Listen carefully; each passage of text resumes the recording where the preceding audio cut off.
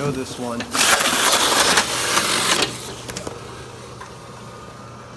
Hi, I'm Ray, and I'm here with Tension Pro tape heads, and I'm here to introduce our new Loveshaw conversion that fits seamlessly into all the Little David machines. I'm going to show you how we can pull out the Little David head and put in our new Tension Pro head. So this is the big bulky Little David tape head, the CAC 60. I'm going to pull that beautiful bad boy out of there. Put him off to the side.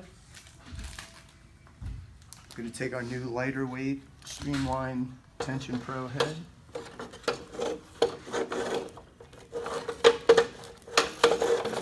And just slip that right in, just like that. So we've raised the top mast all the way up to its highest position so we can access the bottom head. And we have one of our Tension Pro heads in the bottom. Just want to show you how they just slip right in.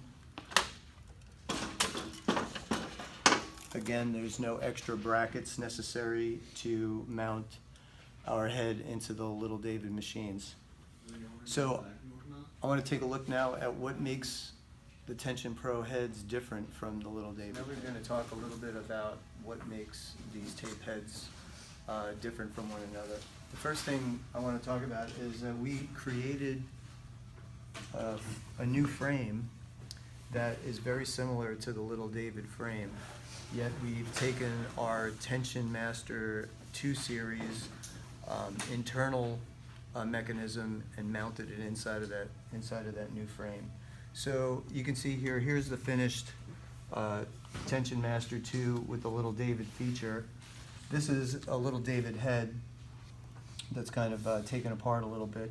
Here's our new framework, and I just want to show you some of the things that we believe make this head a much more industrial tape head. First of all, if you notice, Little David uses bushings, bronze bushings at all of their pivot points. Here's the connecting arm, bushings in there. Here's your rear discharge arm. They use the bushings there. Here's your front area, your applying side, and they use bushings that press in there. The problem with those is obviously there's friction all the time. They wear out. Once they start to elongate in the opening, the tape head gets loose, boxes start to get jammed up, and the problems just spiral downhill from there.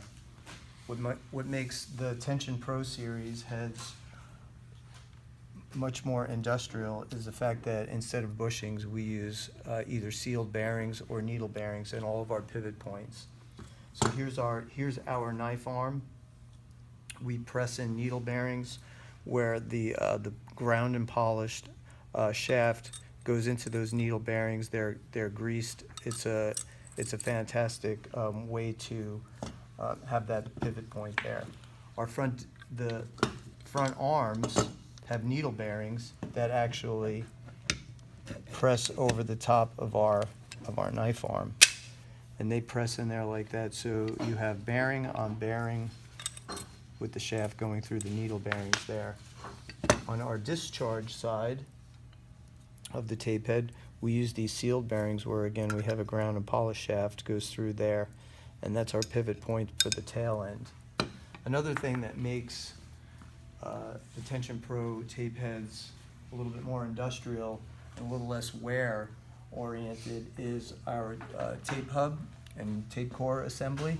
The Loveshaw uses these brake washers inside there, and if I were to take this apart, and you can see these red, they're sort of cardboard material, like they use a brake washer system to put tension on the tape core.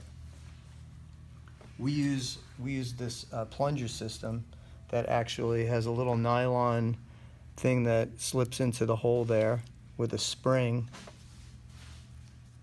and then a set screw, and that literally never wears out, and you can adjust the tension of that tape hub to real loose or to real tight and never have to worry about that wearing down.